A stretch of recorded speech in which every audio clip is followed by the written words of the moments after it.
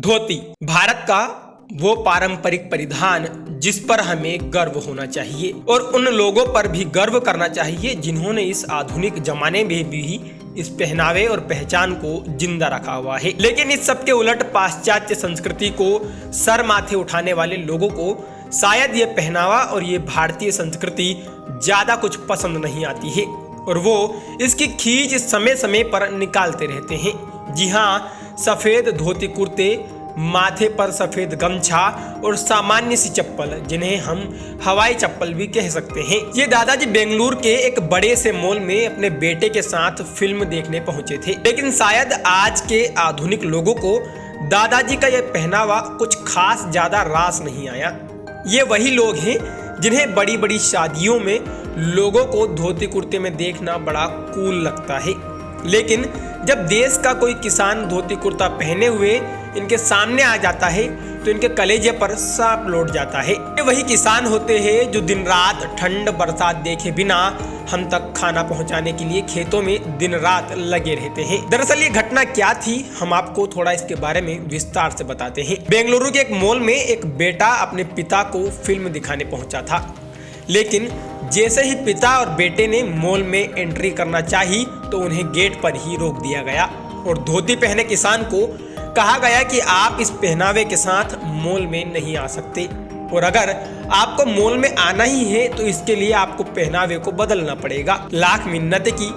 दोनों पिता ने बेटे ने अपने हिसाब से लोगों को समझाने की कोशिश की, गार्ड को समझाने की कोशिश की, मॉल के मालिक को समझाने की कोशिश की, लेकिन बात नहीं बनी और मालिक ने इनकी इस बात को गंभीरता से नहीं लिया। इस सारी बातचीत में काफी देर तक मॉल के गार्ड और धोती पहने किसान के बेटे के बीच तीखी बहस देखने को मिली।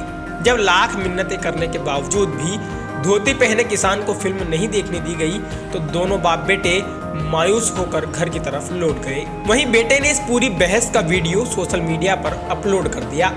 देखते ही देखते ये वीडियो वायरल हो गया और कर्नाटक के किसान संगठनों ने इस सारे वाकये को लेकर मॉल के संचालक और गार्ड से माफी मांगने की बात कही और उन्होंने ये भी कहा कि अगर वो ऐसा ना करते हैं तो उन पर कड़ी कार्रवाई करने की बात कही। मामले को तूल पकड़ता देख मॉल संचालक और गार्ड ने सफाई देते हुए कहा, मंगलवार को दोपहर ग्राउंड फ्लोर पर बर्थडे पार्टी चल रही थी। इस दौरान एक शख्स ने लुंगी पहनकर मॉल में प्रवेश किया था और फर्स्ट फ्लोर पर चला गया। इसके बाद उस शख्स ने अपनी लुंगी ऊपर उठाई जिसके कारण बर्थडे पार्टी में मौजूद महिलाओं को यह हरकतें अश्लील लगी और इसके बाद उन्होंने मैनेजमेंट से इसकी शिकायत की और उसके बाद उस लड़के को मॉल से बाहर भेज दिया गया। वहीं इस सारी घटना के बाद शाम को किसान अपने परिवार यानी कि अपने बेटे के साथ फिल्म देखने पहुंचा था। उसने भी धोती पहनी हुई थी और किसान को भी इन लोगों ने रोक लिया और मैनेजमेंट को जब पता चला कि वह किसान है और अपने परिवार के साथ आया है तो उसे उन्होंने मॉल में प्रवेश करने दिया। वहीं उन्होंने कहा कि अगर किसी को हमारी इस बात से ठेस पहुंची हो तो हम इसके लिए माफी मांगते हैं। खैर, इतना बतंगड़ बनने के बाद माफी मांगना तो लाजमी था, लेकिन क्या सच में भारत में धोती पहनना अपराध है? सालों से जिस पहनावे को हमारे बड़े बुजुर्गों ने सम्मान के साथ ओढ़ा पहना वो आज के इस आधुनिक जमाने के लोगों के लिए शर्म की बात हो गई है। और क्या भारत में किसान होना और एक सामान्य पहनावा पहनना शर्म की बात है? इस बात को लेकर भारत के सो कॉल्ड मॉडर्न लोगों को सोचना चाहिए।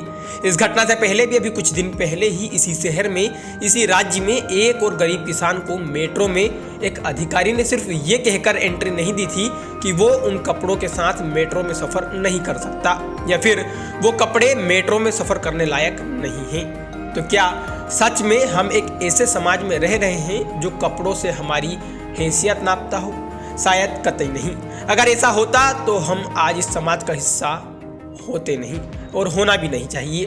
खैर, मामला जो भी रहा हो, दोनों ही मामलों में सोशल मीडिया ने किसानों के लिए एक सकारात्मक भूमिका निभाते हुए उन्हें न्याय दिलाया, जो कि एक सराहनीय कदम है और एक सोचने वाला और एक गंभीरता से सोचने वाली बात भी है कि क्या हम कपड़ों से किसी का भी चरित्र माप सकते हैं या उन्हें जज कर सकते हैं? ये एक सोचने वाला सवाल है।